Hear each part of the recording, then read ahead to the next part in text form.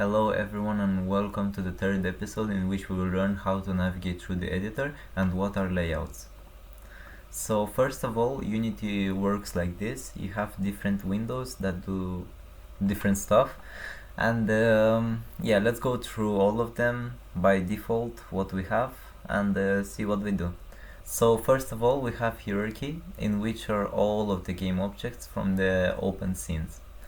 So we have the default scene, which has three objects: a camera, a light, and a volume.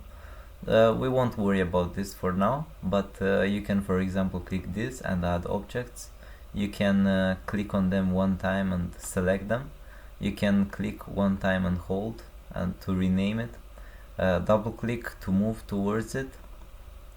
And you can right click to do different actions to the object. For example, like cut, copy, rename, duplicate, delete, and all of that. And that's all for the hierarchy that you need to know. There is a search bar, so you can search through it. And in the middle, we have two tabs which we can move through. One of them is the scene, and one of them is the game. The scene is basically the world itself, and the game is what the camera sees. So in the scene, if we left click and hold, we can select like this. And if we right click and hold, we can look around, and if we press W, we can move forwards. If we press S, we go back. D, A, Q, E. And if we hold shift, you become faster. So we also have different options when selecting objects.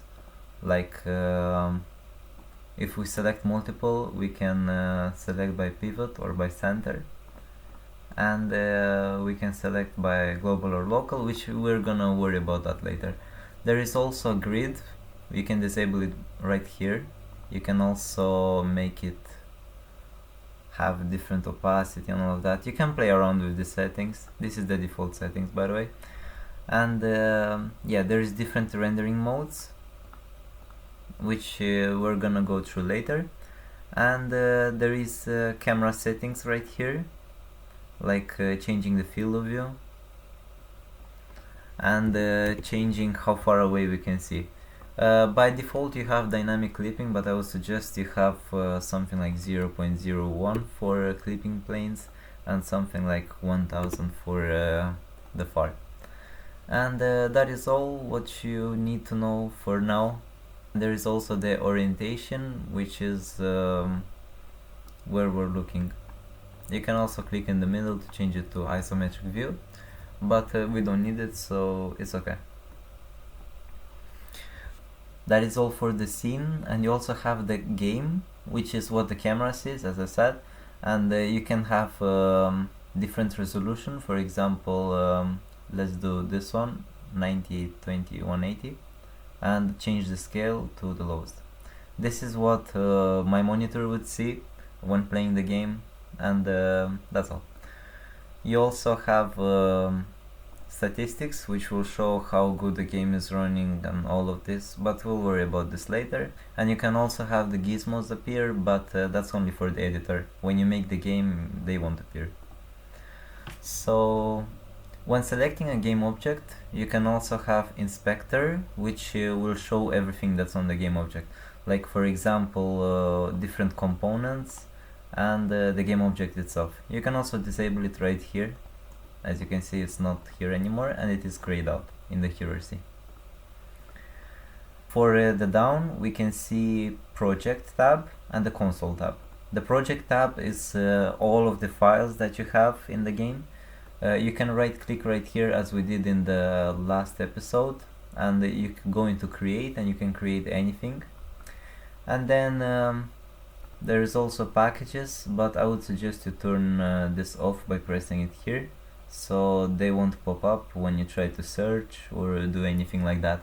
There is also the console tab, which is all of the errors, all of the warnings, and all of the messages that you code or the game throws out.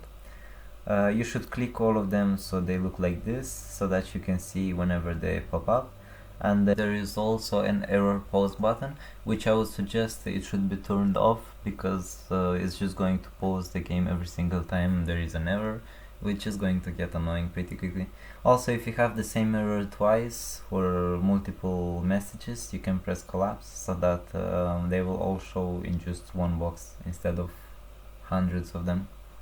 And that is all for how to navigate in the inspector. You can click and hold, and then you can move them around like this. If you messed it up and for example like this, so you don't know what to do now, you can go in here, layout, and go default, and it will bring you back how it was. You can also, for example, let's say that I have the 920, and as you can see I have a lot of free space, so I would move around the heuristic a little bit like this, and the inspector like this, maybe a little bit more, so it's like this, and this is perfect. You can do anything here. It's a little bit small, so I would go make the project like this, and maybe the inspector and the heuristic like this. Yeah, that's fine. And if you want to save this, I would do layouts, save layout, and name it tutorial layout, and then you press enter, and as you can see, tutorial layout. And if you make changes to it, if you go again, it will be how it was, so you have to save it every single time. And you can also save it to a file to give it to your friends, or if you want to save it for a later time when you change computers and all of that. And we also have the toolbar, which is all of these options. Some of them are already keybinds, which is just Control S to save, for example, or stuff like this, but we also have project settings, preferences, which is very useful, which we will go through later. And there is different settings, windows that you can open, and all of that. I would suggest you go through all of this by yourself so that you can check everything out. And that's all for the tutorial. Thank you for watching, and bye.